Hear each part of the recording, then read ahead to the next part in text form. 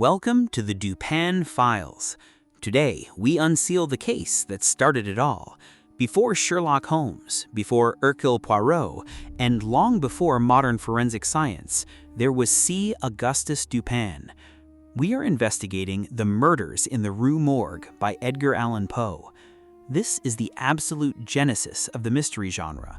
It begins with a seemingly perfect impossibility, a horrific crime committed on the fourth floor of a Paris apartment, where the doors are locked from the inside, the windows nailed shut, and there is no physical way in or out.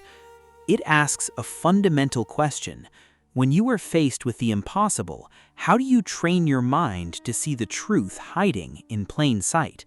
We are going back to patient zero of the detective story. Let's open the file. The mental features, discoursed of as the analytical, are in themselves but little susceptible of analysis. We appreciate them only in their effects. We know of them, among other things, that they are always to their possessor, when inordinately possessed, a source of the liveliest enjoyment. As the strong man exults in his physical ability, delighting in such exercises as call his muscles into action, so glories the analyst in that moral activity which disentangles. He derives pleasure from even the most trivial occupations, bringing his talent into play. He is fond of enigmas, of conundrums, of hieroglyphics, exhibiting in his solutions of each a degree of acumen which appears to the ordinary apprehension preternatural. His results, brought about by the very soul and essence of method, have, in truth, the whole air of intuition. The faculty of resolution is possibly much invigorated by mathematical study, and especially by that highest branch of it, which, unjustly, and merely on account of its retrograde operations, has been called, as if par excellence, analysis. Yet to calculate is not in itself to analyze. A chess player, for example, does the one without effort at the other. It follows that the game of chess, in its effects upon mental character, is greatly misunderstood. I am not now writing a treatise, but simply prefacing a somewhat peculiar narrative by observations very much at random. I will therefore take occasion to assert that the higher powers of the reflective intellect are more decidedly and more usefully tasked by the unostentatious game of draughts than by all the elaborate frivolity of chess. In this latter, where the pieces have different and bizarre motions with various and variable values, what is only complex is mistaken, a not unusual error, for what is profound. The attention is here called powerfully into play. If it flag for an instant, and oversight is committed, resulting in injury or defeat. The possible moves being not only manifold but involute, the chances of such oversights are multiplied, and in 9 cases out of 10 it is the more concentrative rather than the more acute player who conquers. In drafts, on the contrary, where the moves are unique and have but little variation, the probabilities of inadvertence are diminished, and the mere attention being left comparatively unemployed, what advantages are obtained by either party are obtained by superior acumen. To be less abstract, let us suppose a game of draughts where the pieces are reduced to 4 kings, and where, of course, no oversight is to be expected. It is obvious that here the victory can be decided only by some recherché movement, the result of some strong exertion of the intellect. Deprived of ordinary resources, the analyst throws himself into the spirit of his opponent, identifies himself therewith, and not unfrequently sees thus at a glance the sole methods, sometimes indeed absurdly simple ones, by which he may seduce into error or hurry into miscalculation. Whist has long been noted for its influence upon what is termed the calculating power, and men of the highest order of intellect have been known to take an apparently unaccountable delight in it, while eschewing chess as frivolous. Beyond doubt, there is nothing of a similar nature so greatly tasking the faculty of analysis. The best chess player in Christendom may be little more than the best player of chess, but proficiency in whist implies capacity for success in all those more important undertakings where mind struggles with mind. When I say proficiency, I mean that perfection in the game which includes a comprehension of all the sources whence legitimate advantage may be derived. These are not only manifold, but multiform, and lie frequently among recesses of thought altogether inaccessible to the ordinary understanding. To observe attentively is to remember distinctly, and, so far, the concentrative chess player will do very well at whist, while the rules of Hoyle, themselves based upon the mere mechanism of the game, are sufficiently and generally comprehensible. Thus, to have a retentive memory and to proceed by the book are points commonly regarded as the sum total of good playing. But it is in matters beyond the limits of mere rule that the skill of the analyst is evinced. He makes in silence a host of observations and inferences. So perhaps do his companions, and the difference in the extent of the information obtained lies not so much in the validity of the inference as in the quality of the observation. The necessary knowledge is that of what to observe. Our player confines himself not at all, nor because the game is the object does he reject deductions from things external to the game. He examines the countenance of his partner, comparing it carefully with that of each of his opponents. He considers the mode of assorting the cards in each hand, often counting trump by trump and honor by honor, through the glances bestowed by their holders upon each. He notes every variation of face as the play progresses, gathering a fund of thought from the differences in the expression of certainty, of surprise, of triumph or chagrin. From the manner of gathering up a trick, he judges whether the person taking it can make another in the suit. He recognizes what is played through feint by the manner with which it is thrown upon the table. A casual or inadvertent word, the accidental dropping or turning of a card, with the accompanying anxiety or carelessness in regard to its concealment, the counting of the tricks with the order of their arrangement, embarrassment, hesitation, eagerness, or trepidation, all afford to his apparently intuitive perception indications of the true state of affairs.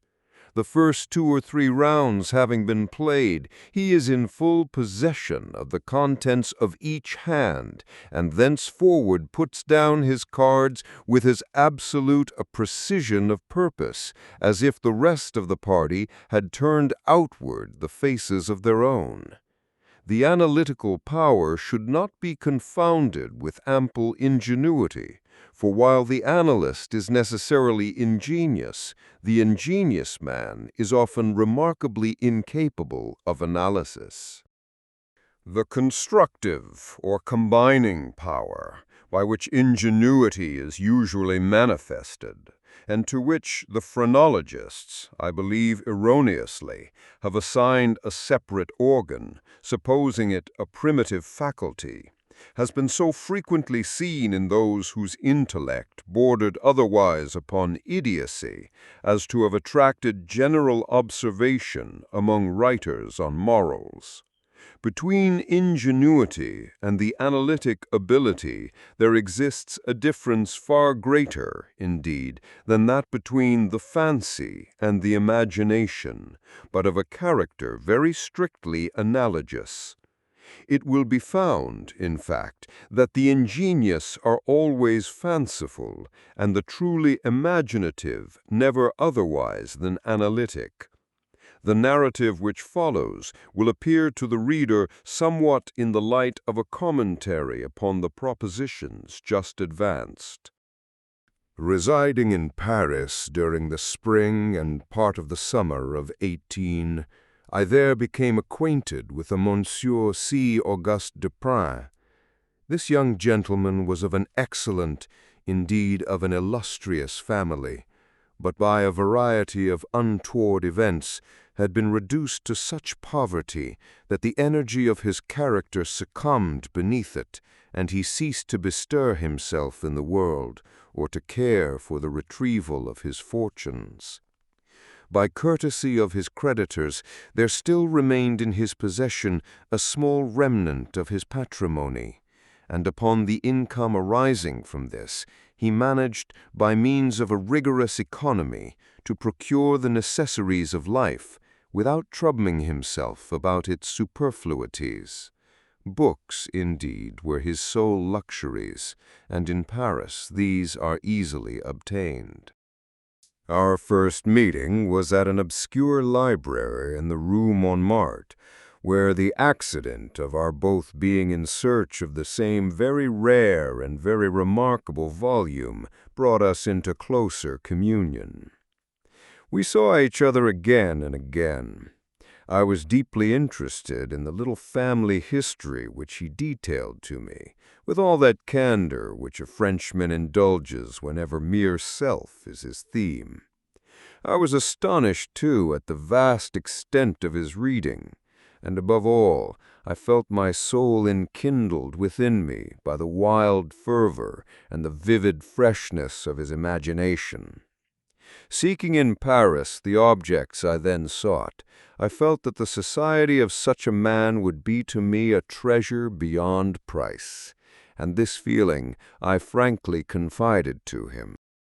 It was at length arranged that we should live together during my stay in the city, and as my worldly circumstances were somewhat less embarrassed than his own, I was permitted to be at the expense of renting and furnishing in a style which suited the rather fantastic gloom of our common temper, a time-eaten and grotesque mansion, long deserted through superstitions into which we did not inquire, and tottering to its fall in a retired and desolate portion of the Faubourg Saint-Germain. Had the routine of our life at this place been known to the world, we should have been regarded as madmen, although perhaps as madmen of harmless nature. Our seclusion was perfect. We admitted no visitors.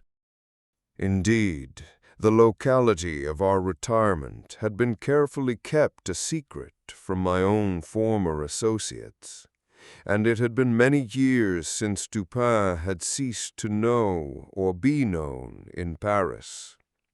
We existed within ourselves alone. It was a freak of fancy in my friend, for what else shall I call it, to be enamored of the night for her own sake. And into this bizarrerie, as into all his others, I quietly fell, giving myself up to his wild whims with a perfect abandon. The sable divinity would not herself dwell with us always, but we could counterfeit her presence. At the first dawn of the morning we closed all the massy shutters of our old building, lighting a couple of tapers, which, strongly perfumed, threw out only the ghastliest and feeblest of rays. By the aid of these, we then busied our souls in dreams, reading, writing, or conversing, until warned by the clock of the advent of the true darkness. Then we sallied forth into the streets, arm in arm, continuing the topics of the day, or roaming far and wide until a late hour, seeking, amid the wild lights and shadows of the populous city, that infinity of mental excitement which quiet observation can afford.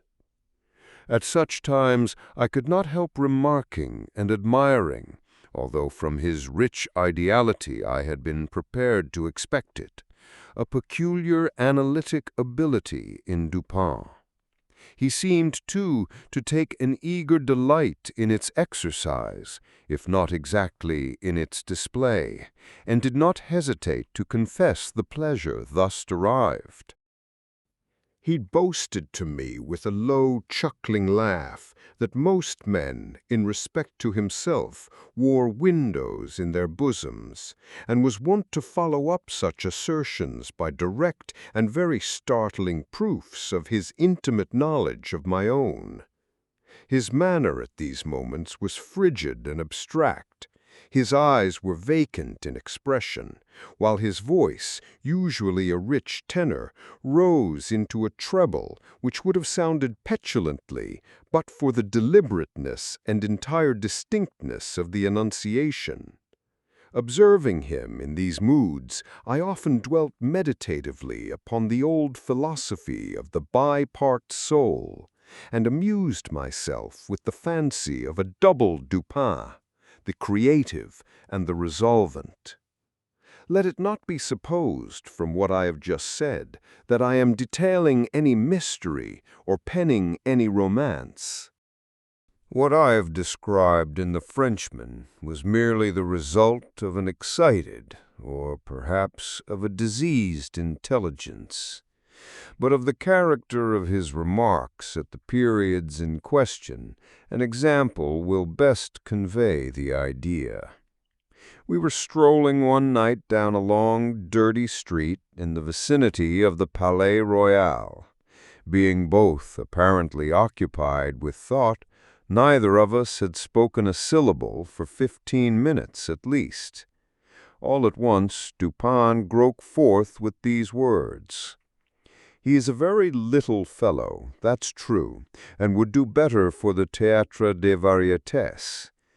"There can be no doubt of that," I replied, unwittingly, and not at first observing, so much had I been absorbed in reflection, the extraordinary manner in which the speaker had chimed in with my meditations.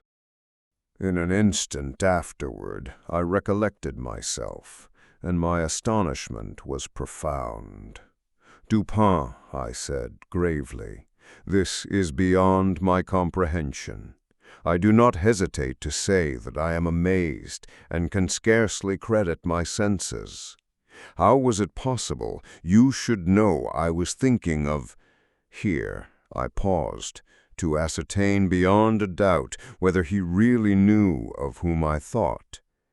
"Of Chantilly," he said. "Why do you pause? You were remarking to yourself that his diminutive figure unfitted him for tragedy." This was precisely what had formed the subject of my reflections. Chantilly was a quondam cobbler of the Rue Saint-Denis, who, becoming stage-mad, had attempted the rôle of Xerxes in Crebillon's tragedy so-called, and been notoriously pasquinarded for his pains. "Tell me, for heaven's sake, the method, if method there is, by which you've been able to fathom my soul in this matter." In fact, I was even more startled than I would have been willing to express. "It was the fruiterer who brought you to the conclusion that the mender of souls was not of sufficient height for Xerxes at Id Genomne." "The fruiterer!" I exclaimed. I know no fruiterer whomsoever." "The man who ran up against you as we entered the street. It may have been 15 minutes ago." I now remembered that, in fact, a fruiterer, carrying upon his head a large basket of apples, had nearly thrown me down by accident as we passed from the Rue C into the thoroughfare where we stood. But what this had to do with Chantilly I could not possibly understand. There was not a particle of charlatanerie about Dupin. He said, "I will explain, and that you may comprehend all clearly, we will first retrace the course of your meditations from the moment in which I spoke to you until that of the rencontre with the fruiterer in question. The larger links of the chain run thus: Chantilly, Orion, Dr. Nichols, Epicurus, stereotomy, the street stones, the fruiterer. There are few persons who have not, at some period of their lives, amused themselves in retracing the steps by which particular conclusions of their own minds have been attained. The occupation is often full of interest, and he who attempts it for the first time is astonished by the apparently illimitable distance and incoherence between the starting point and the goal. What then must have been my amazement when I heard the Frenchman speak what he had just spoken, and when I could not help acknowledging that he had spoken the truth. He continued, "We had been talking of horses, if I remember right, just before leaving the Rue C. This was the last subject we discussed. As we crossed into this street, a fruiterer, with a large basket upon his head, brushing quickly past us, thrust you upon a pile of paving stones collected at a spot where the causeway is undergoing repair.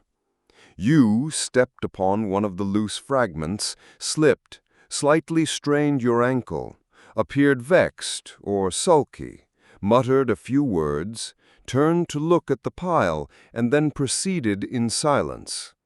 I was not particularly attentive to what you did, but observation has become with me of late a species of necessity. You kept your eyes upon the ground, glancing with a petulant expression at the holes and ruts in the pavement, so that I saw you were still thinking of the stones, until we reached the little alley called Lamartine, which has been paved by way of experiment with the overlapping and riveted blocks. Here your countenance brightened up, and perceiving your lips move, I could not doubt that you murmured the word stereotomy, a term very affectedly applied to this species of pavement. I knew that you could not say to yourself stereotomy without being brought to think of atomies, and thus of the theories of Epicurus.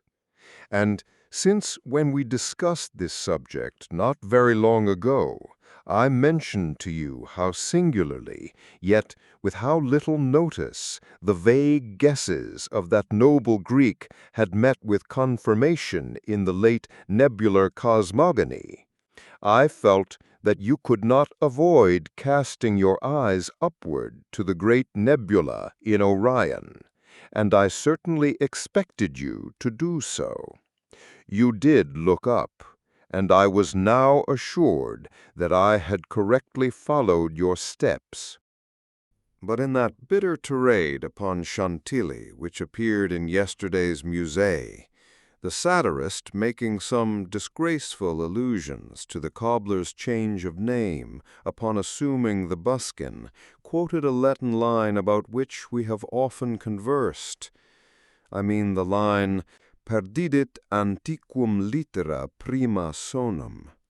I had told you that this was in reference to Orion, formerly written Urion, and from certain pungencies connected with this explanation, I was aware that you could not have forgotten it.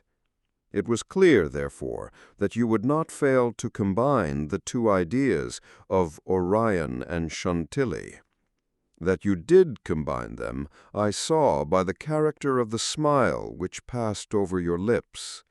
You thought of the poor cobbler's immolation. So far you had been stooping in your gait, but now I saw you draw yourself up to your full height. I was then sure that you reflected upon the diminutive figure of Chantilly. At this point I interrupted your meditations to remark that as in fact he was a very little fellow, that Chantilly, he would do better at the Théâtre des Variétés. Not long after this, we were looking over an evening edition of the Gazette des Tribunals when the following paragraphs arrested our attention. Extraordinary murders. This morning, about 3 o'clock, the inhabitants of the Quartier Saint-Roch were aroused from sleep by a succession of terrific shrieks issuing, apparently, from the 4th story of a house in the Rue Morgue, known to be in the sole occupancy of one Madame L'Espanaye and her daughter, Mademoiselle Camille Espanaye. After some delay, occasioned by a fruitless attempt to procure admission in the usual manner, the gateway was broken in with a crowbar, and 8 or 10 of the neighbors entered, accompanied by 2 gendarmes. By this time the cries had ceased, but as the party rushed up the first flight of stairs, 2 or more rough voices in angry contention were distinguished and seemed to proceed from the upper part of the house. As the second landing was reached, these sounds also had ceased, and everything remained perfectly quiet. The party spread themselves and hurried from room to room. Upon arriving at a large back chamber in the 4th story, the door of which being found locked, with the key inside, was forced open, a spectacle presented itself which struck everyone present not less with horror than with astonishment. The apartment was in the wildest disorder, the furniture broken and thrown about in all directions. There was only one bedstead, and from this the bed had been removed and thrown into the middle of the floor. On a chair lay a razor, besmeared with blood. On the hearth were 2 or 3 long and thick tresses of gray human hair, also dabbled in blood, and seeming to have been pulled out by the roots. Upon the floor were found 4 napoleons, an earring of topaz, 3 large silver spoons, 3 smaller of métal d'Alger, and 2 bags containing nearly 4,000 francs in gold. The drawers of a bureau which stood in one corner were open, and had been, apparently, rifled, although many articles still remained in them. A small iron safe was discovered under the bed, not under the bedstead. It was open, with the key still in the door. It had no contents beyond a few old letters and other papers of little consequence.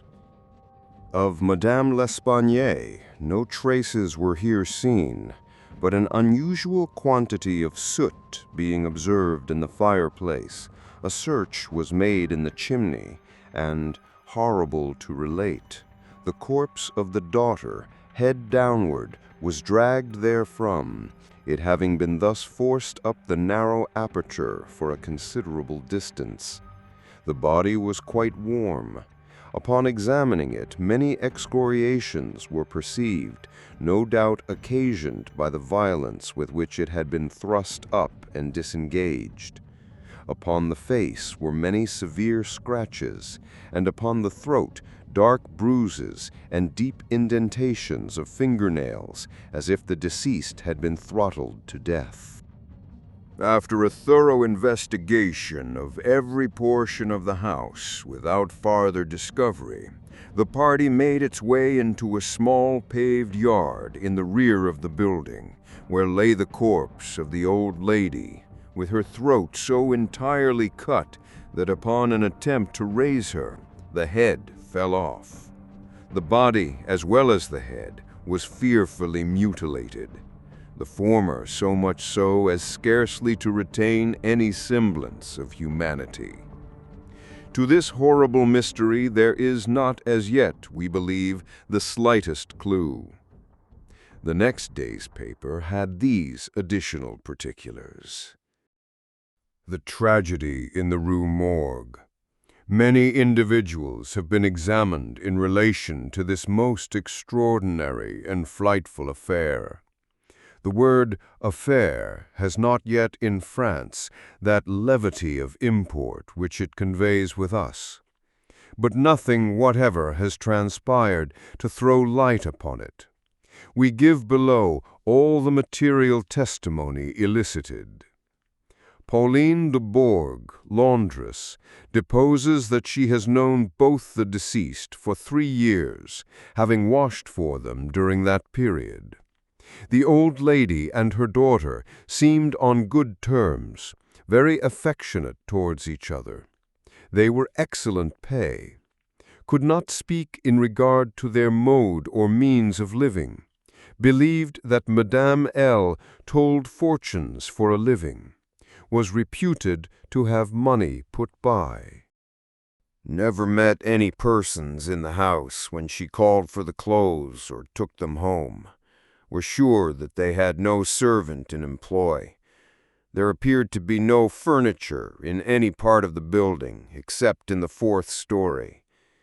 Pierre Moreau, tobacconist, deposes that he has been in the habit of selling small quantities of tobacco and snuff to Madame L'Espanaye for nearly 4 years, was born in the neighborhood, and has always resided there.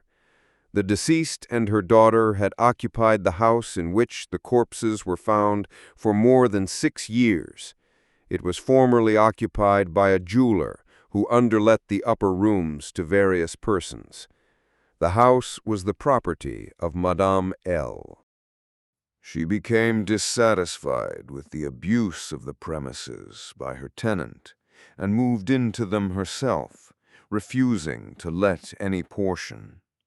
The old lady was childish. Witness had seen the daughter some 5 or 6 times during the 6 years. The two lived an exceedingly retired life, were reputed to have money. Had heard it said among the neighbors that Madame L. told fortunes, did not believe it. Had never seen any person enter the door except the old lady and her daughter, a porter once or twice, and a physician some 8 or 10 times. Many other persons, neighbors, gave evidence to the same effect. No one was spoken of as frequenting the house. It was not known whether there were any living connections of Madame L. and her daughter. The shutters of the front windows were seldom opened. Those in the rear were always closed, with the exception of the large back room, 4th story. The house was a good house, not very old. Isidore Musset, gendarme, deposes that he was called to the house about 3 o'clock in the morning, and found some 20 or 30 persons at the gateway, endeavoring to gain admittance. Forced it open, at length, with a bayonet, not with a crowbar. Had but little difficulty in getting it open, on account of its being a double or folding gate, and bolted neither at bottom nor at top. The shrieks were continued until the gate was forced, and then suddenly ceased. They seemed to be screams of some person or persons in great agony, were loud and drawn out, not short and quick. Witness led the way upstairs.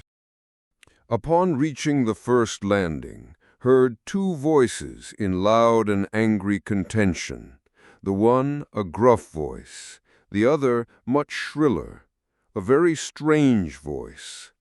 Could distinguish some words of the former, which was that of a Frenchman. Was positive that it was not a woman's voice. Could distinguish the words sacré and diable. The shrill voice was that of a foreigner. Could not be sure whether it was the voice of a man or of a woman. Could not make out what was said, but believed the language to be Spanish. The state of the room and of the bodies was described by this witness as we described them yesterday. Henri Duval, a namer and by trade a silversmith, deposes that he was one of the party who first entered the house, corroborates the testimony of Musset in general. As soon as they forced an entrance, they reclosed the door to keep out the crowd, which collected very fast, notwithstanding the lateness of the hour. The shrill voice, this witness thinks, was that of an Italian, was certain it was not French, could not be sure that it was a man's voice, it might have been a woman's, was not acquainted with the Italian language, could not distinguish the words, but was convinced by the intonation that the speaker was an Italian. Knew Madame L. and her daughter, had conversed with both frequently, was sure that the shrill voice was not that of either of the deceased. Scheidenheimer, restaurateur. This witness volunteered his testimony. Not speaking French, was examined through an interpreter. Is a native of Amsterdam. Was passing the house at the time of the shrieks. They lasted for several minutes, probably 10. They were long and loud, very awful and distressing. Was one of those who entered the building. Corroborated the previous evidence in every respect but one. Was sure that the shrill voice was that of a man, of a Frenchman. Could not distinguish the words uttered. They were loud and quick, unequal, spoken apparently in fear as well as in anger. The voice was harsh, not so much shrill as harsh. Could not call it a shrill voice. The gruff voice said repeatedly, sacré, diable, and once, mon Dieu. Jules Mignard, banker of the firm of Mignard et Fils, Rue de Lorraine, is the elder Mignard. Madame L'Espanaye had some property. Had opened an account with his banking house in the spring of the year, 8 years previously. Made frequent deposits in small sums. Had checked for nothing until the 3rd day before her death, when she took out in person the sum of 4,000 francs. This sum was paid in gold, and a clerk went home with the money. Adolphe Lebon, clerk to Mignard et Fils, deposes that on the day in question, about noon, he accompanied Madame L'Espanaye to her residence with the 4,000 francs, put up in 2 bags. Upon the door being opened, Mademoiselle L. appeared and took from his hands one of the bags, while the old lady relieved him of the other. He then bowed and departed. Did not see any person in the street at the time. It is a by-street, very lonely. William Bird, tailor, deposes that he was one of the party who entered the house, is an Englishman, has lived in Paris 2 years, was one of the first to ascend the stairs, heard the voices in contention. The gruff voice was that of a Frenchman, could make out several words, but cannot now remember all. Heard distinctly sacré and mon Dieu. There was a sound at the moment as if of several persons struggling, a scraping and scuffling sound. The shrill voice was very loud, louder than the gruff one. Is sure that it was not the voice of an Englishman. Appeared to be that of a German. Might have been a woman's voice. Does not understand German. 4 of the above-named witnesses, being recalled, deposed that the door of the chamber in which was found the body of Mademoiselle Elve was locked on the inside when the party reached it. Everything was perfectly silent, no groans or noises of any kind. Upon forcing the door, no person was seen. The windows, both of the back and front room, were down and firmly fastened from within.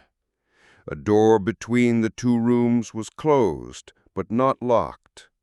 The door leading from the front room into the passage was locked, with the key on the inside. A small room in the front of the house, on the 4th story, at the head of the passage, was open, the door being ajar.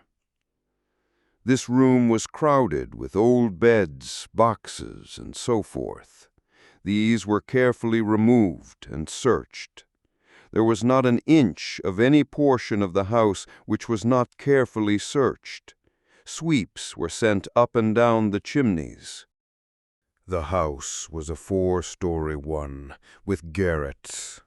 A trapdoor on the roof was nailed down very securely, did not appear to have been opened for years. The time elapsing between the hearing of the voices in contention and the breaking open of the room door was variously stated by the witnesses. Some made it as short as 3 minutes, some as long as 5. The door was opened with difficulty. Alfonso Garcio, undertaker, deposes that he resides in the Rue Morgue, is a native of Spain, was one of the party who entered the house, did not proceed upstairs, is nervous, and was apprehensive of the consequences of agitation. Heard the voices in contention. The gruff voice was that of a Frenchman, could not distinguish what was said. The shrill voice was that of an Englishman, is sure of this. Does not understand the English language, but judges by the intonation. Alberto Montani, confectioner, deposes that he was among the first to ascend the stairs. Heard the voices in question. The gruff voice was that of a Frenchman. Distinguished several words. The speaker appeared to be expostulating. Could not make out the words of the shrill voice. Spoke quick and unevenly. Thinks it the voice of a Russian.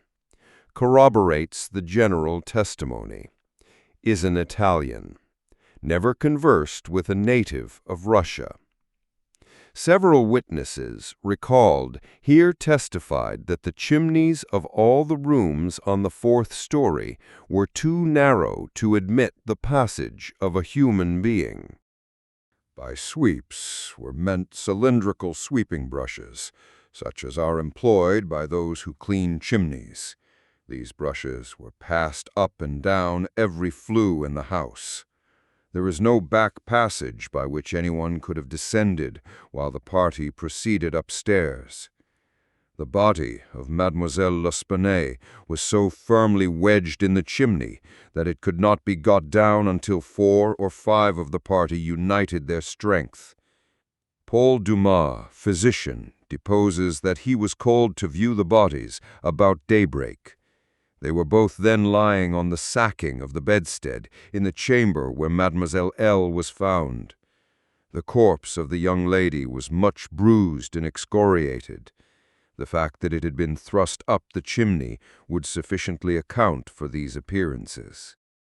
The throat was greatly chafed. There were several deep scratches just below the chin, together with a series of livid spots which were evidently the impression of fingers. The face was fearfully discolored, and the eyeballs protruded. The tongue had been partially bitten through. A large bruise was discovered upon the pit of the stomach, produced apparently by the pressure of a knee. In the opinion of Monsieur Dumas, Mademoiselle L'Espanaye had been throttled to death by some person or persons unknown. The corpse of the mother was horribly mutilated.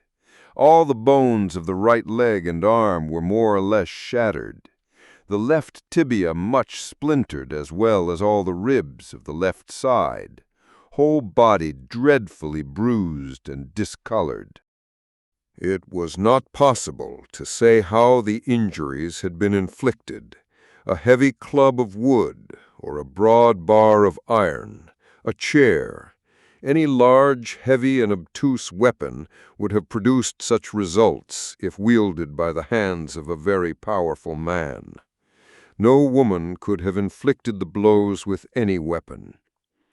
The head of the deceased, when seen by witness, was entirely separated from the body, and was also greatly shattered. The throat was evidently cut with some very sharp instrument, probably with a razor.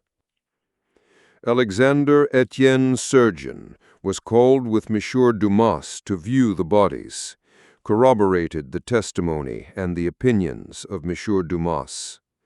Nothing further of importance was elicited, although several other persons were examined.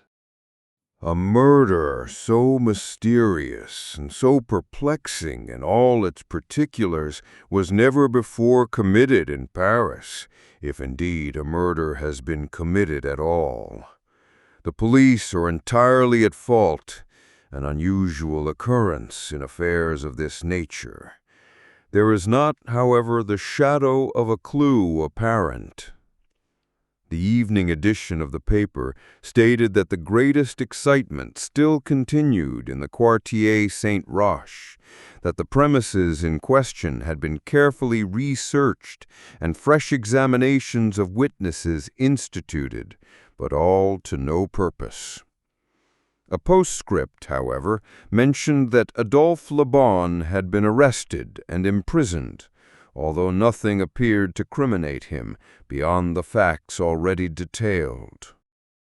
Dupin seemed singularly interested in the progress of this affair, at least so I judged from his manner, for he made no comments.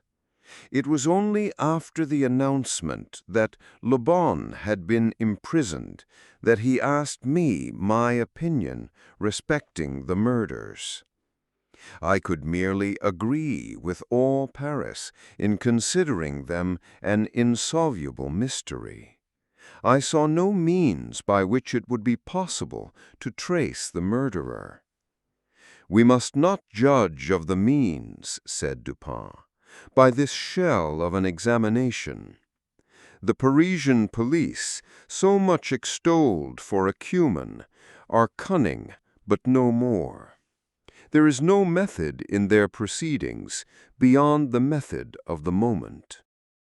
They make a vast parade of measures, but not unfrequently these are so ill adapted to the objects proposed as to put us in mind of Monsieur Jourdain calling for his robe de chambre pour mieux entendre la musique. The results attained by them are not unfrequently surprising, but for the most part are brought about by simple diligence and activity.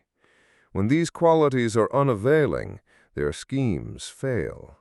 Vidocq, for example, was a good guesser and a persevering man, but without educated thought he erred continually by the very intensity of his investigations. He impaired his vision by holding the object too close. He might see, perhaps, one or two points with unusual clarity, but in so doing he necessarily lost sight of the matter as a whole. Thus, there is such a thing as being too profound. Truth is not always in a well. In fact, as regards the more important knowledge, I do believe that she is invariably superficial. The depth lies in the valleys where we seek her, and not upon the mountain tops where she is found. The modes and sources of this kind of error are well typified in the contemplation of the heavenly bodies. To look at a star by glances, to view it in a sidelong way by turning toward it the exterior portions of the retina, more susceptible of feeble impressions of light than the interior, is to behold the star distinctly, is to have the best appreciation of its luster, a luster which grows dim just in proportion as we turn our vision fully upon it.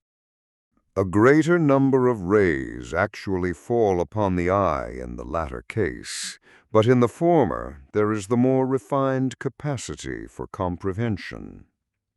By undue profundity we perplex and enfeeble thought, and it is possible to make even Venus herself vanish from the firmament by a scrutiny too sustained, too concentrated, or too direct. As for these murders, let us enter into some examinations for ourselves before we make up an opinion respecting them. An inquiry will afford us amusement. I thought this an odd term so applied, but said nothing. And besides, the bone once rendered me a service for which I am not ungrateful. We will go and see the premises with our own eyes. I know G, the prefect of police, and shall have no difficulty in obtaining the necessary permission." The permission was obtained, and we proceeded at once to the Rue Morgue. This is one of those miserable thoroughfares which intervene between the Rue Richelieu and the Rue Saint-Roch. It was late in the afternoon when we reached it, as this quarter is at a great distance from that in which we resided. The house was readily found, for there were still many persons gazing up at the closed shutters with an objectless curiosity from the opposite side of the way. It was an ordinary Parisian house, with a gateway, on one side of which was a glazed watch-box, with a sliding panel in the window, indicating a loge de concierge. Before going in, we walked up the street, turned down an alley, and then, again turning, passed in the rear of the building. Dupin, meanwhile, examining the whole neighborhood, as well as the house, with a minuteness of attention for which I could see no possible object. Retracing our steps, we came again to the front of the dwelling, rang, and, having shown our credentials, were admitted by the agents in charge. We went upstairs, into the chamber where the body of Mademoiselle L'Espanaye had been found, and where both the deceased still lay. The disorders of the room had, as usual, been suffered to exist. I saw nothing beyond what had been stated in the Gazette des Tribunaux. Dupin scrutinized everything, not excepting the bodies of the victims. We then went into the other rooms and into the yard, a gendarme accompanying us throughout. The examination occupied us until dark, when we took our departure. On our way home, my companion stepped in for a moment at the office of one of the daily papers. I have said that the whims of my friend were manifold, and that je l'ai ménagé. For this phrase there is no English equivalent. It was his humor now to decline all conversation on the subject of the murder until about noon the next day. He then asked me suddenly if I had observed anything peculiar at the scene of the atrocity. There was something in his manner of emphasizing the word peculiar which caused me to shudder without knowing why. "No, nothing peculiar," I said. "Nothing more than at least we both saw stated in the paper."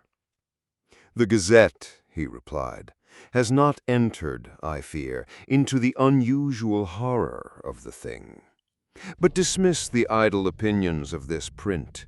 It appears to me that this mystery is considered insoluble for the very reason which should cause it to be regarded as easy of solution. I mean for the outre character of its features. The police are confounded by the seeming absence of motive, not for the murder itself, but for the atrocity of the murder. They are puzzled, too, by the seeming impossibility of reconciling the voices heard in contention with the fact that no one was discovered upstairs but the assassinated Mademoiselle L'Espanaye, and that there were no means of egress without the notice of the party ascending. The wild disorder of the room, the corpse thrust with the head downward up the chimney, the frightful mutilation of the body of the old lady, these considerations, with those just mentioned, and others which I need not mention, have sufficed to paralyze the powers by putting completely at fault the boasted acumen of the government agents. They have fallen into the gross but common error of confounding the unusual with the abstruse. But it is by these deviations from the plane of the ordinary that reason feels its way, if at all, in its search for the true. In investigations such as we are now pursuing, it should not so much be asked, what has occurred, as what has occurred that has never occurred before. In fact, the facility with which I shall arrive, or have arrived, at the solution of this mystery is in the direct ratio of its apparent insolubility in the eyes of the police. I stared at the speaker in mute astonishment. I am now awaiting, continued he, looking toward the door of our apartment, I am now awaiting a person who, although perhaps not the perpetrator of these butcheries, must have been in some measure implicated in their perpetration. Of the worst portion of the crimes committed, it is probable that he is innocent. I hope that I am right in this supposition, for upon it I build my expectation of reading the entire riddle. I look for the man here, in this room, every moment. It is true that he may not arrive, but the probability is that he will. Should he come, it will be necessary to detain him. Here are pistols, and we both know how to use them when occasion demands their use. I took the pistols, scarcely knowing what I did or believing what I heard, while Dupin went on, very much as if in a soliloquy. I have already spoken of his abstract manner at such times. His discourse was addressed to myself, but his voice, although by no means loud, had that intonation which is commonly employed in speaking to someone at a great distance. His eyes, vacant in expression, regarded only the wall. That the voices heard in contention by the party upon the stairs were not the voices of the women themselves was fully proved by the evidence. This relieves us of all doubt upon the question whether the old lady could have first destroyed the daughter and afterward have committed suicide. I speak of this point chiefly for the sake of method, for the strength of Madame L'Espanaye would have been utterly unequal to the task of thrusting her daughter's corpse up the chimney as it was found, and the nature of the wounds upon her own person entirely preclude the idea of self-destruction. Murder, then, has been committed by some third party, and the voices of this third party were those heard in contention. Let me now advert not to the whole testimony respecting these voices, but to what was peculiar in that testimony. Did you observe anything peculiar about it? I remarked that while all the witnesses agreed in supposing the gruff voice to be that of a Frenchman, there was much disagreement in regard to the shrill, or, as one individual termed it, the harsh voice. "That was the evidence itself," said Dupin, "but it was not the peculiarity of the evidence. You have observed nothing distinctive, yet there was something to be observed. The witnesses, as you remark, agreed about the gruff voice. They were here unanimous. But in regard to the shrill voice, the peculiarity is not that they disagreed, but that while an Italian, an Englishman, a Spaniard, a Hollander, and a Frenchman attempted to describe it, each one spoke of it as that of a foreigner. Each is sure that it was not the voice of one of his own countrymen. Each likens it not to the voice of an individual of any nation with whose language he is conversant, but the converse.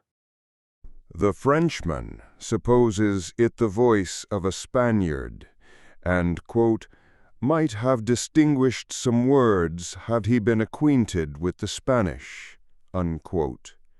The Dutchman maintains it to have been that of a Frenchman, but we find it stated that, quote, not understanding French, this witness was examined through an interpreter, unquote. The Englishman thinks it the voice of a German, and, quote, does not understand German, unquote. The Spaniard, quote, is sure it was that of an Englishman, but judges by the intonation altogether, as he has no knowledge of the English, unquote. The Italian, quote, believes it the voice of a Russian, but has never conversed with a native of Russia, unquote. A second Frenchman differs, moreover, with the first, and is positive that the voice was that of an Italian, but not being cognizant of that tongue, is, like the Spaniard, convinced by the intonation. Now how strangely unusual must that voice have really been, about which such testimony as this could have been elicited, in whose tones even denizens of the 5 great divisions of Europe could recognize nothing familiar. You will say that it might have been the voice of an Asiatic, of an African. Neither Asiatics nor Africans abound in Paris, but without denying the inference, I will now merely call your attention to 3 points. The voice is termed by one witness harsh rather than shrill. It is represented by 2 others to have been quick and unequal. No words, no sounds resembling words, were by any witness mentioned as distinguishable. I know not, continued Dupin, what impression I may have made so far upon your own understanding, but I do not hesitate to say that legitimate deductions even from this portion of the testimony, the portion respecting the gruff and shrill voices, are in themselves sufficient to engender a suspicion which should give direction to all further progress in the investigation of the mystery. I said legitimate deductions, but my meaning is not thus fully expressed. I designed to imply that the deductions are the sole proper ones, and that the suspicion arises inevitably from them as the single result. What the suspicion is, however, I will not say just yet. I merely wish you to bear in mind that with myself it was sufficiently forcible to give a definite form, a certain tendency to my inquiries in the chamber. Let us now transport ourselves in fancy to this chamber. What shall we first seek here? The means of egress employed by the murderers. It is not too much to say that neither of us believe in preternatural events. Madame and Mademoiselle L'Espanaye were not destroyed by spirits. The doers of the deed were material and escaped materially. Then how? Fortunately, there is but one mode of reasoning upon the point, and that mode must lead us to a definite decision. Let us examine, each by each, the possible means of egress. It is clear that the assassins were in the room where Mademoiselle L'Espanaye was found, or at least in the room adjoining, when the party ascended the stairs. It is then only from these two apartments that we have to seek issues. The police have laid bare the floors, the ceilings, and the masonry of the walls in every direction.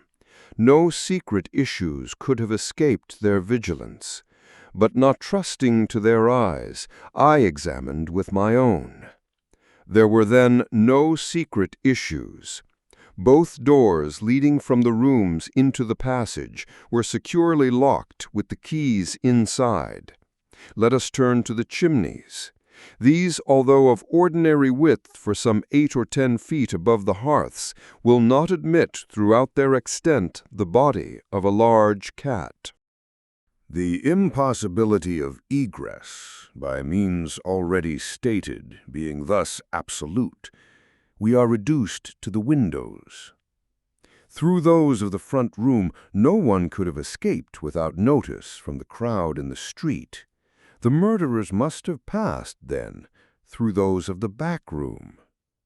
Now, brought to this conclusion in so unequivocal a manner as we are, it is not our part as reasoners to reject it on account of apparent impossibilities.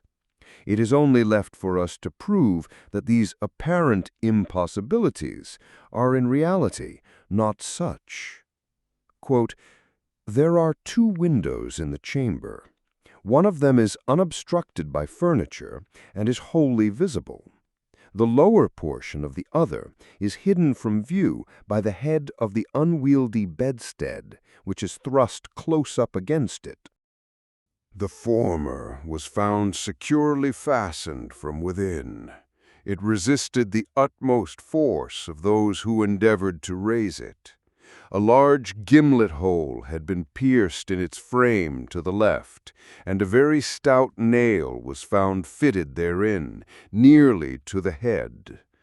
Upon examining the other window, a similar nail was seen similarly fitted in it, and a vigorous attempt to raise this sash failed also.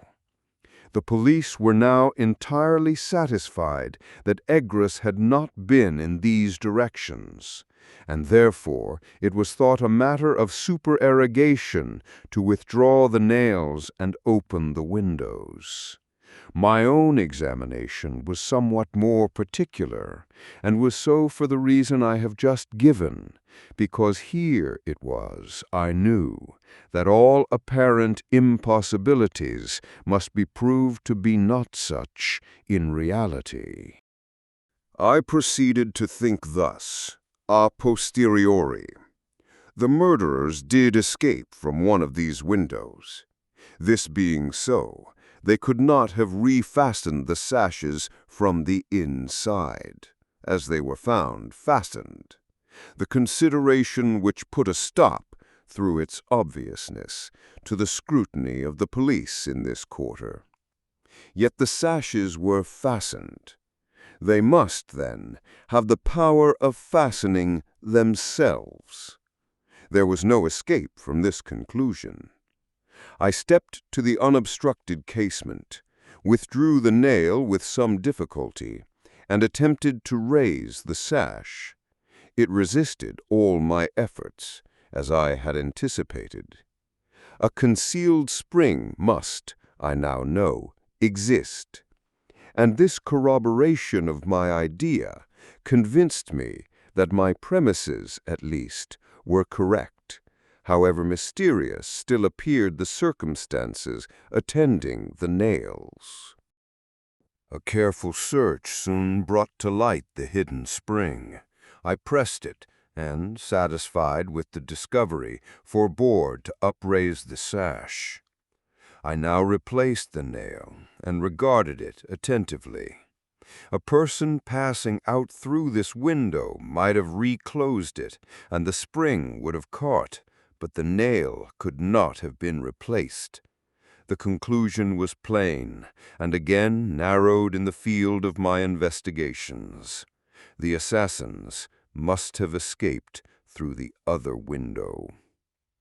Supposing, then, the springs upon each sash to be the same, as was probable, there must be found a difference between the nails, or at least between the modes of their fixture.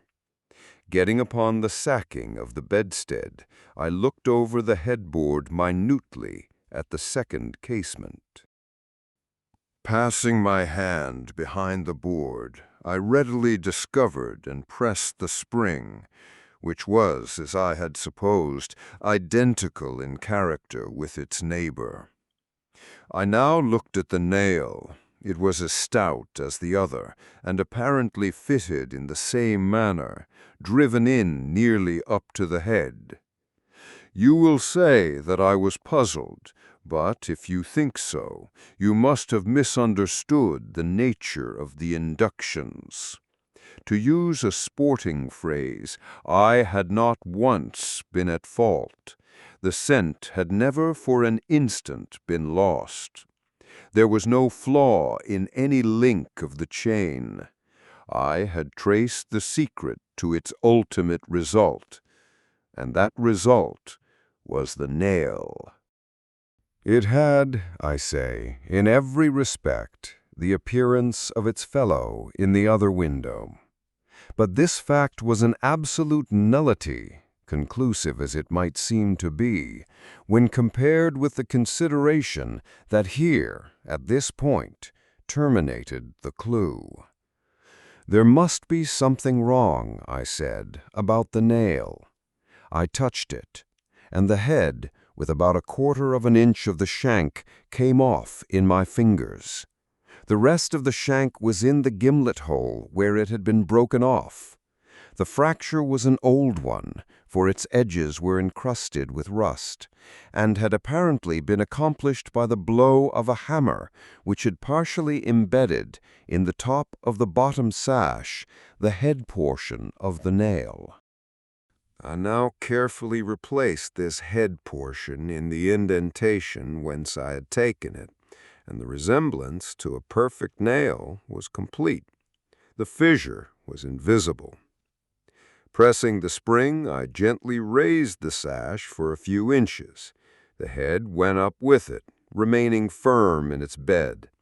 I closed the window, and the semblance of the whole nail was again perfect. The riddle, so far, was now unriddled.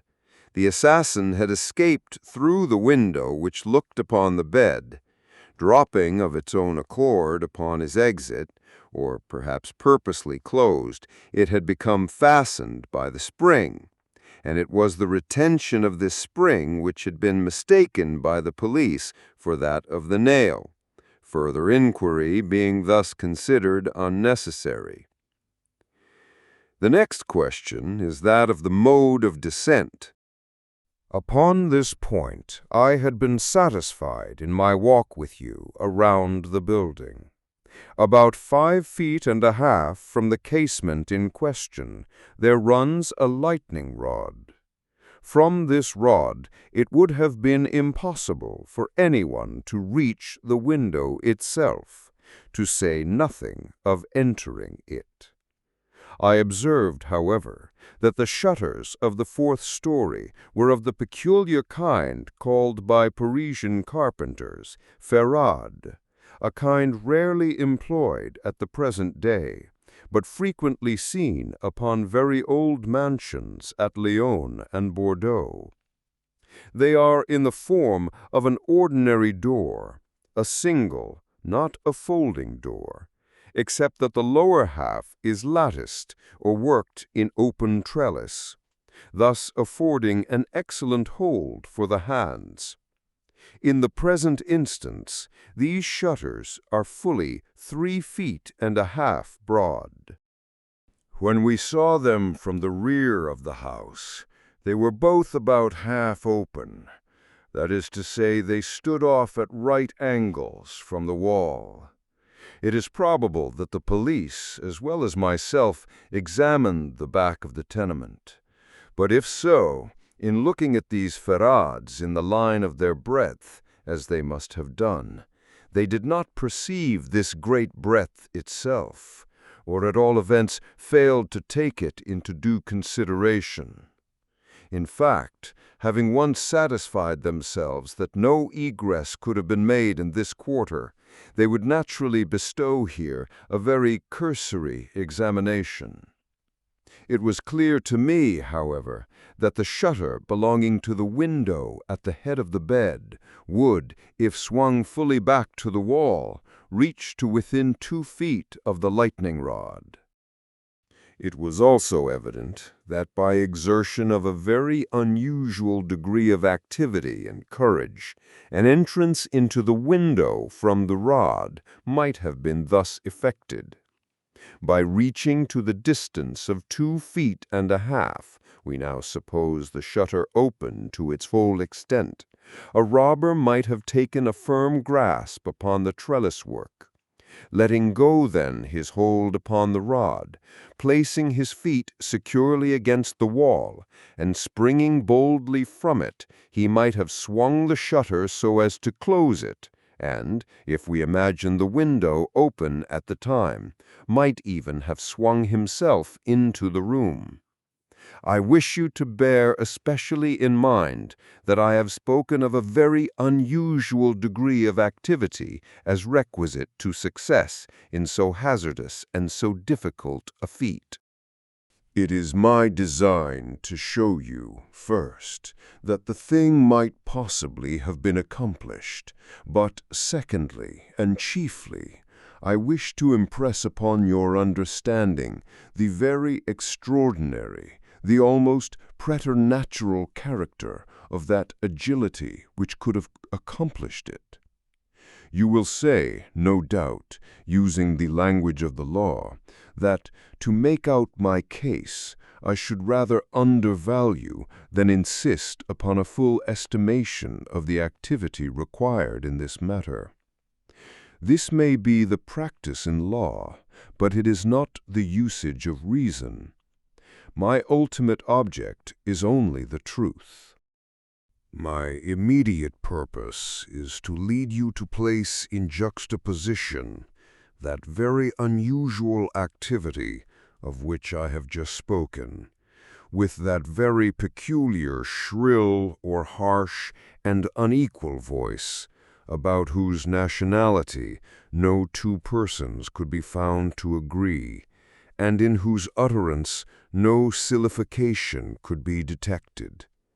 At these words, a vague and half-formed conception of the meaning of Dupin flitted over my mind. I seemed to be upon the verge of comprehension, without power to comprehend, as men, at times, find themselves upon the brink of remembrance, without being able in the end to remember. My friend went on with his discourse. You will see, he said, that I have shifted the question from the mode of egress to that of ingress. It was my design to convey the idea that both were effected in the same manner at the same point. Let us now revert to the interior of the room. Let us survey the appearances here. The drawers of the bureau, it is said, had been rifled, although many articles of apparel still remained within them. The conclusion here is absurd. It is a mere guess, a very silly one, and no more.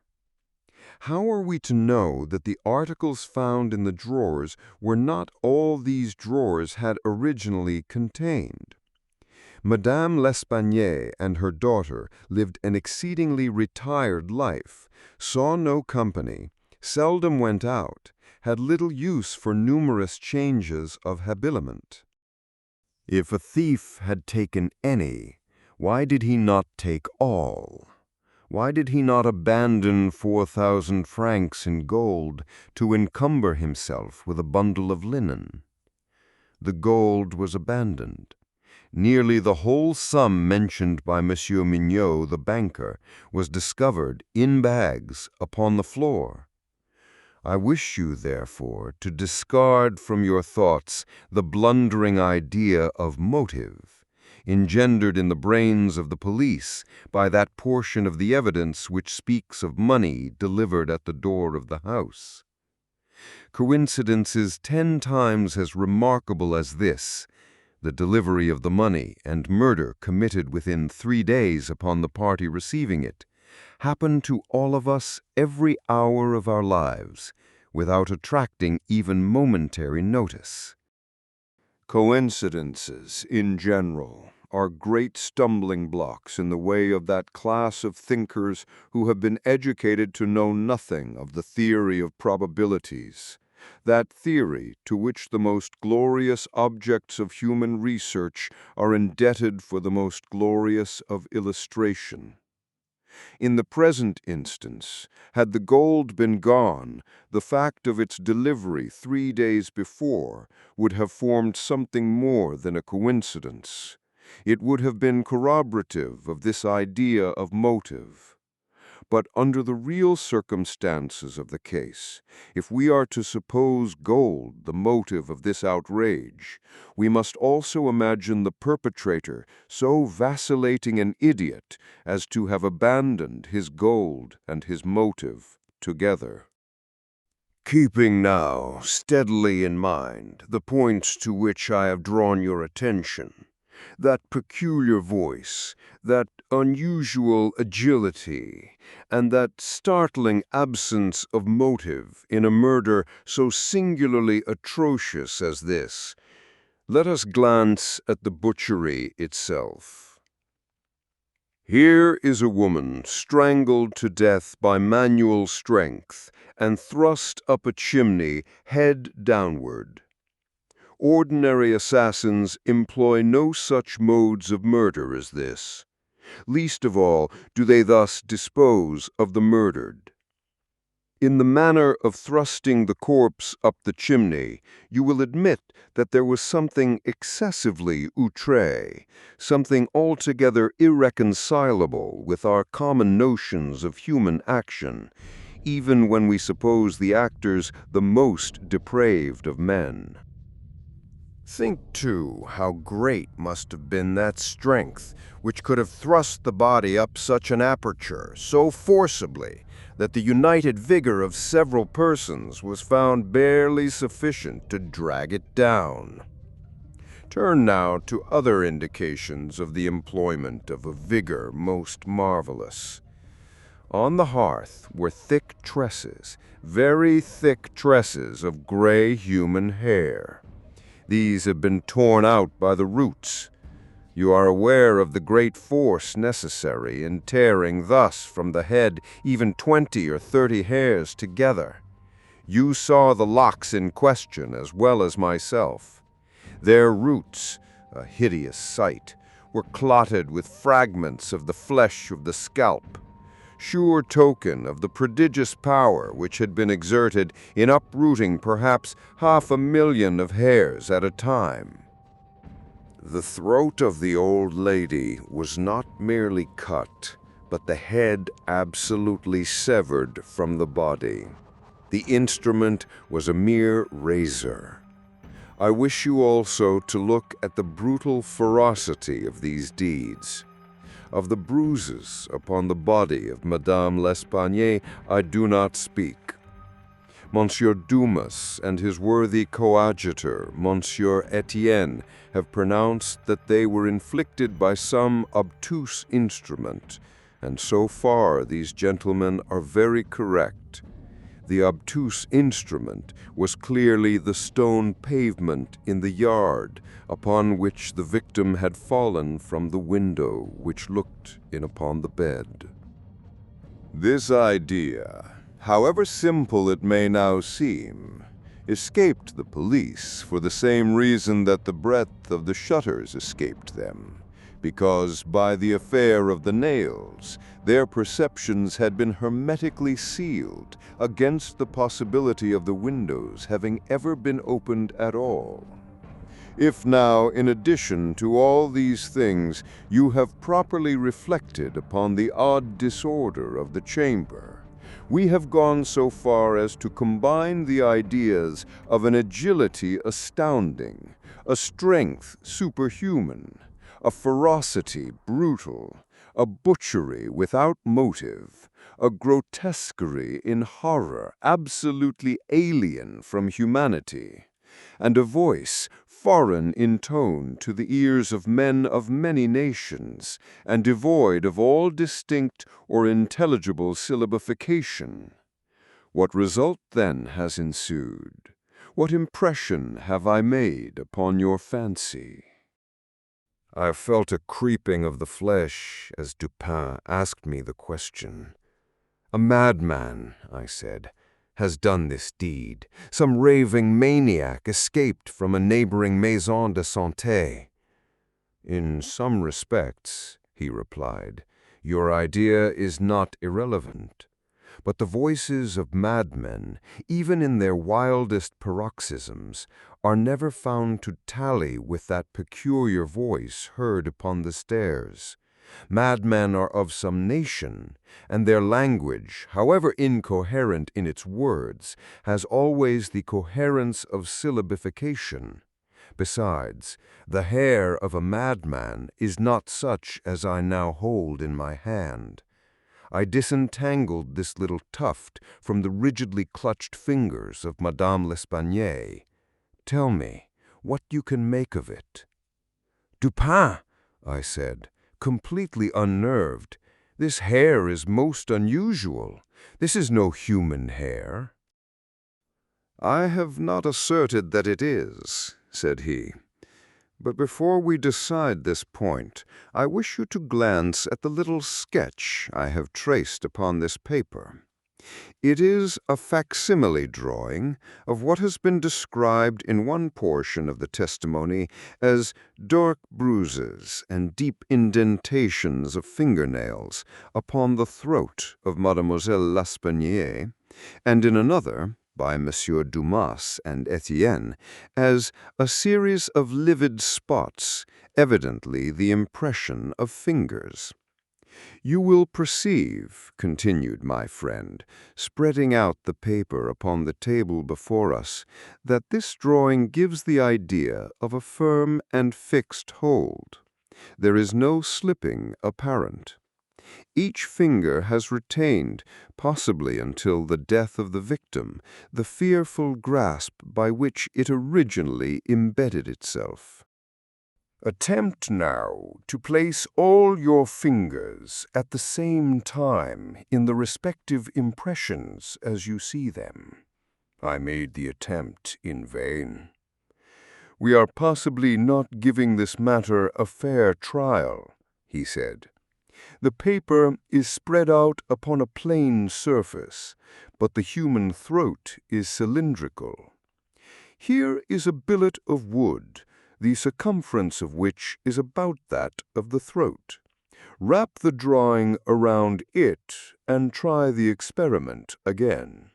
I did so, but the difficulty was even more obvious than before. This, I said, is the mark of no human hand. Read now this passage from Cuvier. It was a minute anatomical and generally descriptive account of the large fulvous orang-outang of the East Indian Islands. The gigantic stature, the prodigious strength and activity, the wild ferocity and the imitative propensities of these mammalia are sufficiently well known to all. I understood the full horrors of the murder at once. The description of the digits, said I, as I made an end of reading, is in exact accordance with this drawing. I see that no animal but an orangutan of the species here mentioned could have impressed the indentations as you have traced them. This tuft of tawny hair, too, is identical in character with that of the beast of Cuvier. But I cannot possibly comprehend the particulars of this frightful mystery. Besides, there were two voices heard in contention, and one of them was unquestionably the voice of a Frenchman. True, and you will remember an expression attributed almost unanimously by the evidence to this voice, the expression, "Mon Dieu." This, under the circumstances, has been justly characterized by one of the witnesses, Montani, the confectioner, as an expression of remonstrance or expostulation. Upon these two words, therefore, I have mainly built my hopes of a full solution of the riddle. A Frenchman was cognizant of the murder. It is possible, indeed it is far more than probable, that he was innocent of all participation in the bloody transactions which took place. The orangutan may have escaped from him. He may have traced it to the chamber, but under the agitating circumstances which ensued, he could never have recaptured it. It is still at large.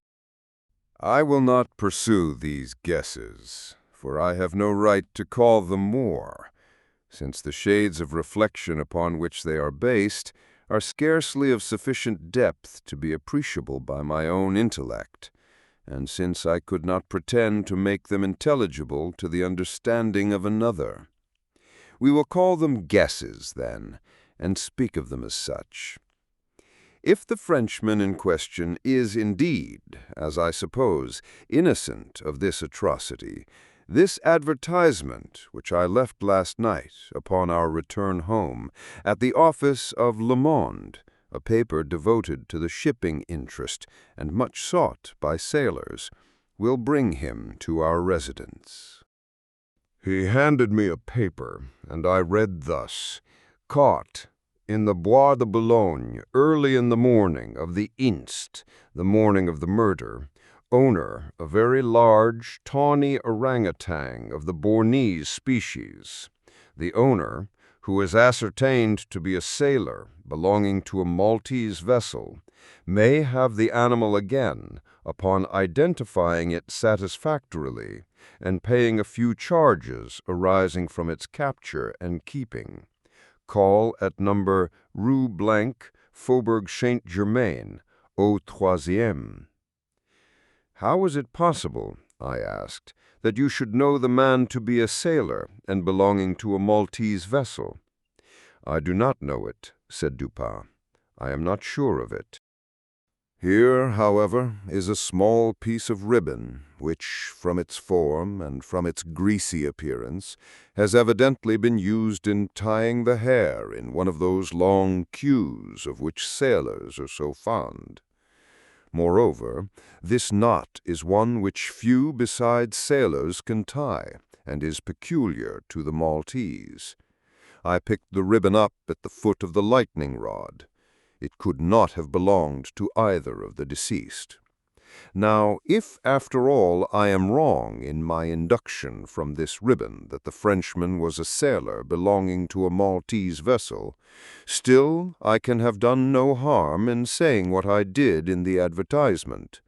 If I am in error, he will merely suppose that I have been misled by some circumstance into which he will not take the trouble to inquire. But if I am right, a great point is gained. Cognizant, although innocent of the murder, the Frenchman will naturally hesitate about replying to the advertisement, about demanding the orangutan. He will reason thus: "I am innocent, I am poor, my orangutan is of great value, to one in my circumstances a fortune in itself. Why should I lose it through idle apprehensions of danger? Here it is, within my grasp. It was found in the Bois de Boulogne, at a vast distance from the scene of that butchery. How can it ever be suspected that a brute beast should have done the deed? The police are at fault. They have failed to procure the slightest clue. Should they even trace the animal, it would be impossible to prove me cognizant of the murder, or to implicate me in guilt on account of that cognizance. Above all, I am known. The advertiser designates me as the possessor of the beast. I am not sure to what limit his knowledge may extend. Should I avoid claiming a property of so great a value, which it is known that I possess, I will render the animal, at least, liable to suspicion. It is not my policy to attract attention either to myself or to the beast. I will answer the advertisement, get the orangutan, and keep it close until this matter has blown over. At this moment, we heard a step upon the stairs.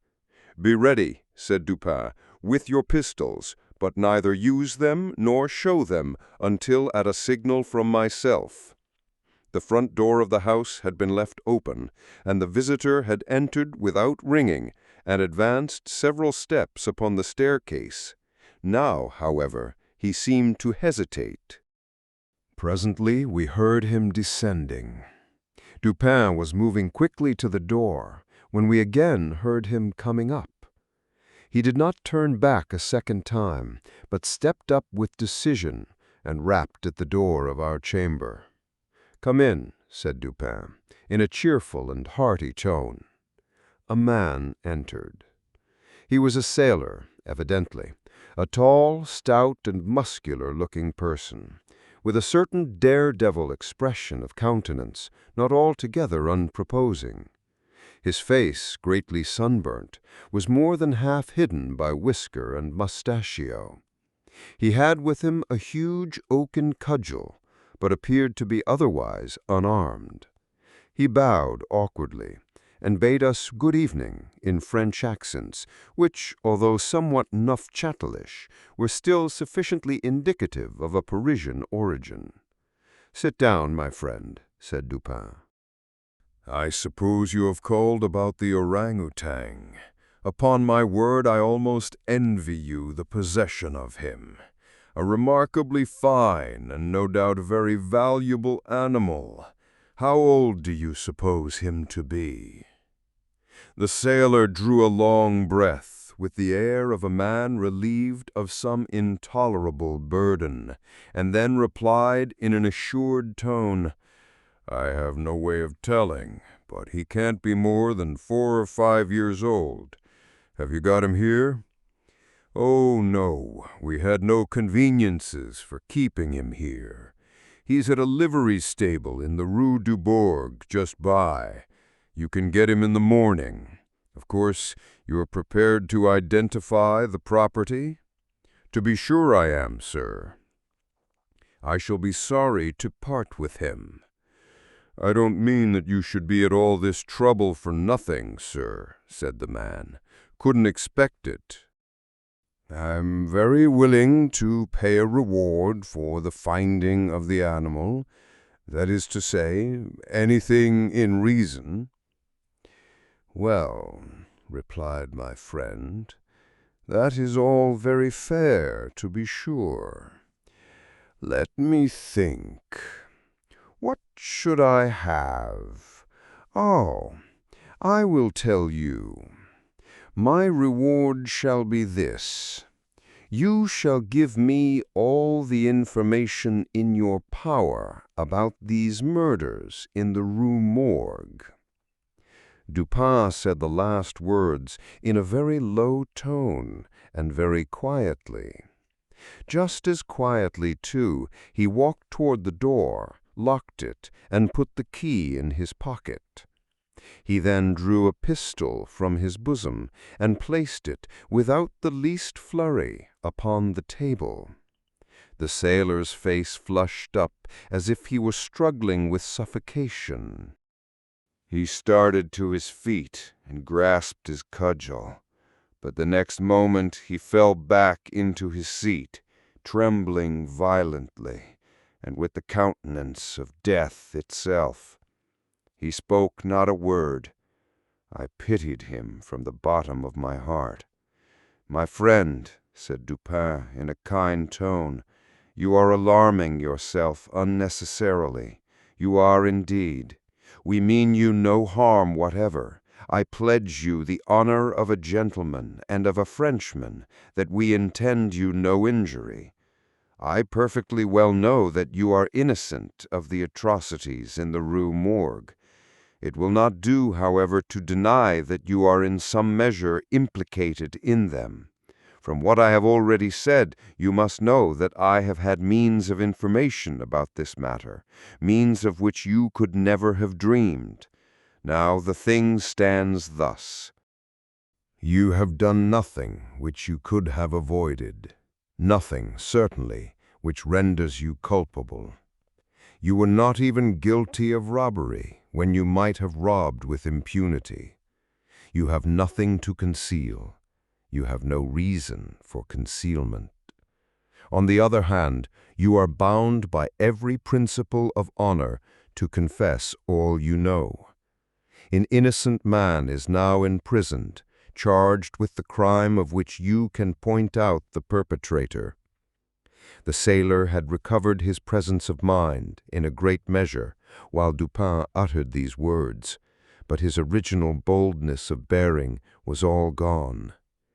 "So help me God," he said, after a brief pause, "I will tell you all I know about this affair, but I do not expect you to believe one half I say.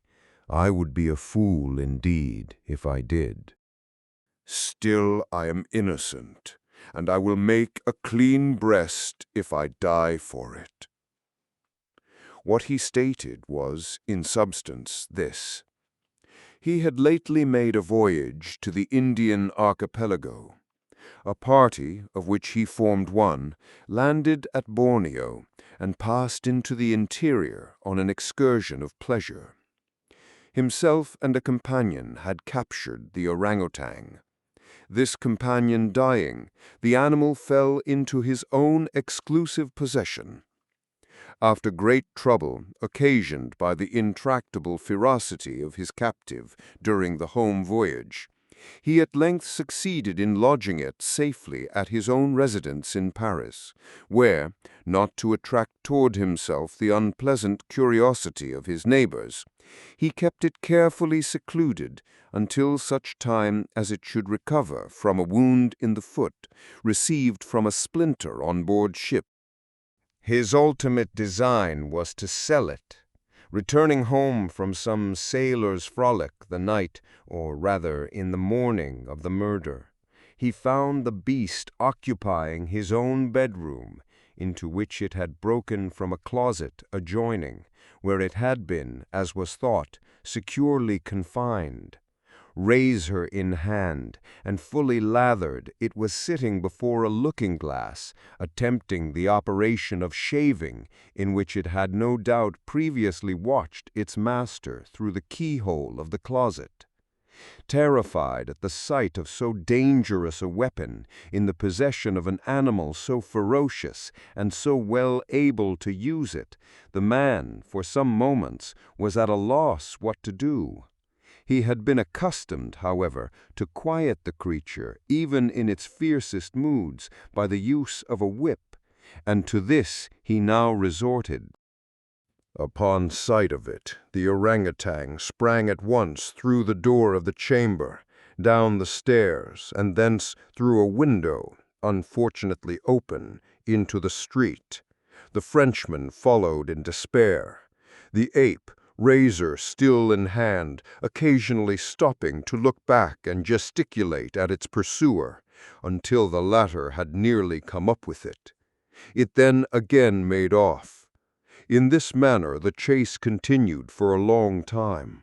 The streets were profoundly quiet, as it was nearly 3 o'clock in the morning. In passing down an alley in the rear of the Rue Morgue, the fugitive's attention was arrested by a light gleaming from the open window of Madame L'Espanaye's chamber in the 4th story of her house.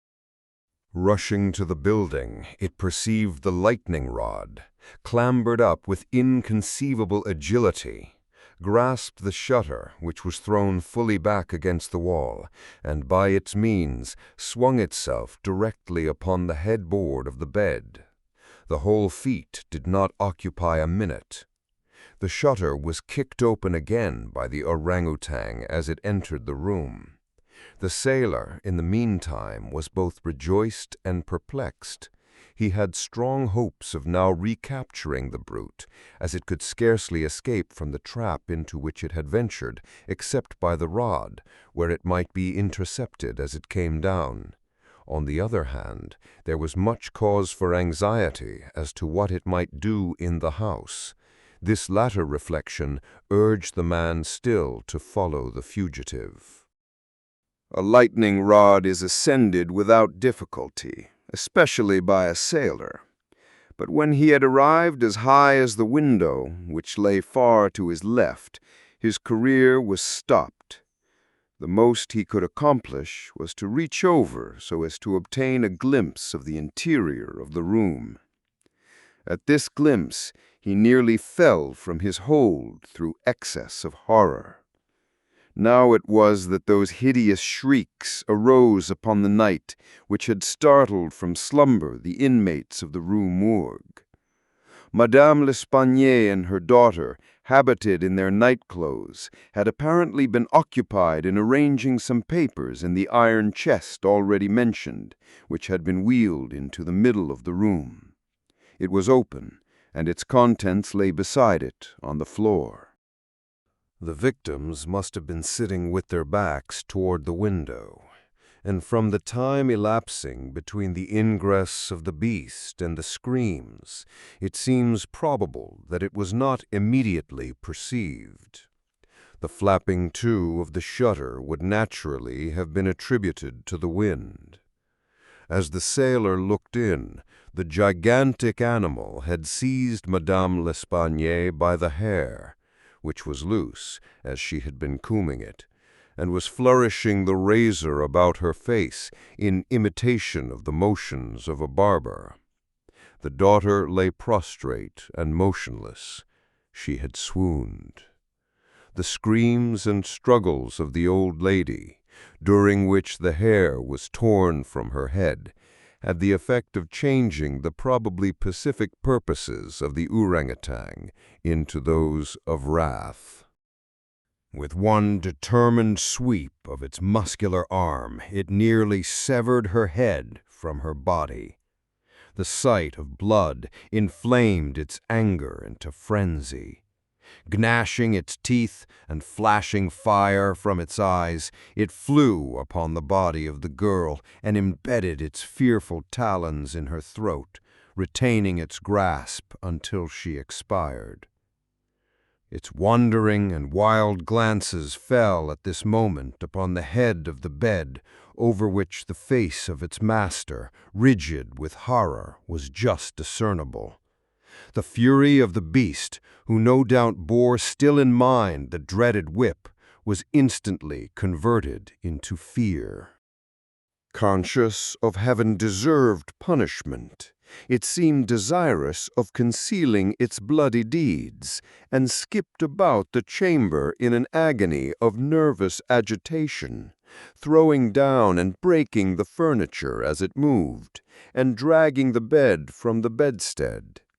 In conclusion, it seized first the corpse of the daughter, and thrust it up the chimney as it was found, then that of the old lady, which it immediately hurled through the window headlong. As the ape approached the casement with its mutilated burden, the sailor shrank aghast to the rod, and rather gliding than clambering down it, hurried at once home, dreading the consequences of the butchery, and gladly abandoning, in his terror, all solicitude about the fate of the orangutan.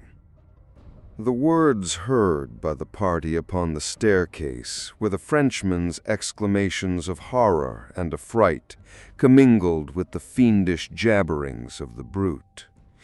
I have scarcely anything to add. The orangutan must have escaped from the chamber by the rod just before the breaking of the door. It must have closed the window as it passed through it. It was subsequently caught by the owner himself, who obtained for it a very large sum at the Jardin des Plantes. Ledone was instantly released upon our narration of the circumstances, with some comments from Dupin, at the bureau of the prefect of police. This functionary, however well disposed to my friend, could not altogether conceal his chagrin at the turn which affairs had taken, and was fain to indulge in a sarcasm or two about the propriety of every person minding his own business. "Let him talk," said Dupin, who had not thought it necessary to reply. "Let him discourse. It will ease his conscience. I am satisfied with having defeated him in his own castle. Nevertheless, that he failed in the solution of this mystery is by no means that matter for wonder which he supposes it to be. For in truth, our friend the prefect is somewhat too cunning to be profound. In his wisdom is no stamen.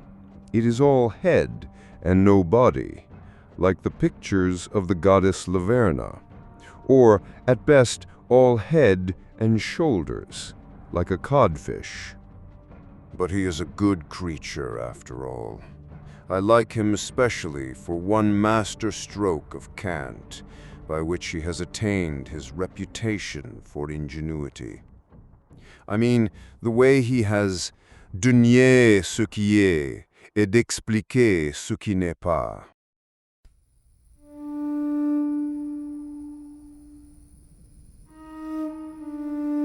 That is the birth of the detective. The Murders in the Rue Morgue, published in 1841, didn't just tell a compelling story, it single-handedly invented a genre. Poe called it a tale of ratiocination, the use of strict logic and cold reason to solve an otherwise baffling puzzle. Without this story, the entire true crime industry, every police procedural on television, and even the very concept of the brilliant, eccentric investigator would not exist. To understand Dupin, we have to reverse engineer his philosophy. Poe spends the opening of the story differentiating between mere calculation and true analysis. He argues that a chess player is simply calculating moves within a rigid, predictable set of rules. But a whist player, or a detective, must do something much more complex. He must read his opponent. He must observe the nuances of human behavior and the play of the mind. Dupin solves this crime not just by staring at the floorboards, but by looking at the psychology of the room. He realizes the Parisian police fail because they look only at what happened, blinding themselves with the gore of the scene. Dupin looks at what is mathematically and physically possible. This story is the great-grandfather of the locked room mystery. The door was bolted from the inside, the chimney was too narrow for a human, and the windows appeared firmly nailed shut. Most people look at a wall and say, it's a wall, but Dupin looks at a window and asks, is it a barrier, or does it just look like one? He discovers that while one window is indeed nailed, the other hides a secret. The nail in the second window was broken. Its head snapped off, making it look solid while it was actually a facade resting on a hidden spring. This is the core lesson of Dupin. Trust nothing but the physics. What we perceive as impossible is usually just a failure of human observation. Perhaps the most brilliant detail in the story is the auditory illusion of the witnesses. Neighbors outside the door heard two voices. One was clearly a Frenchman, but the other was a shrill, harsh voice that no one could identify. An Italian witness thought it was Spanish. A Dutchman thought it was French. An Englishman swore it was German. Every single witness assigned a foreign nationality to the voice simply because they couldn't understand the sounds. It is a scathing, timeless commentary on human perception and xenophobia. We fear what we don't understand, so we instantly label it alien. Dupin is the only one who realizes the truth. No one understood the words because there were no words. This lack of humanity extends to the absence of a motive. The brutality of the crime was staggering. A throat cut so deeply the head fell away, a body shoved feet first up a chimney with immense force. The police were desperate for a motive, completely baffled when they found 4,000 francs in gold left untouched on the floor. But Dupin realized that this very lack of human motive was the key. A human murderer has a reason.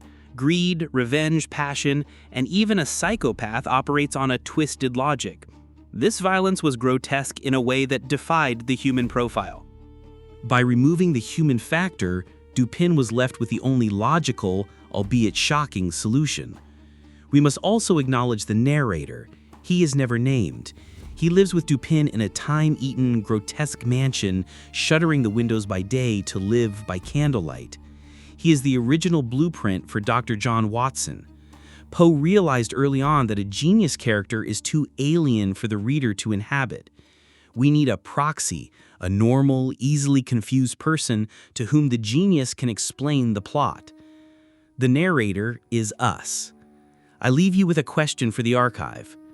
The story ends with the prefect of police thoroughly annoyed that an amateur solved the case.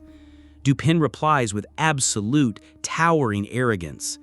He doesn't solve this horrific crime to achieve justice or out of deep empathy for the victims. He does it purely as a mental exercise, simply to prove he is the smartest man in Paris. So, do we actually like C. Auguste Dupin? He is cold, distant, and wildly condescending. Does a detective need to be a good man to be a good hero? Or do we prefer our investigators to be slightly broken, antisocial geniuses who only care about the puzzle? Drop your verdict in the comments. There are many more scrolls in the library. Unlock the complete ad-free archive and exclusive analysis by joining the Dupin Files. Thank you for listening, and check the window sash.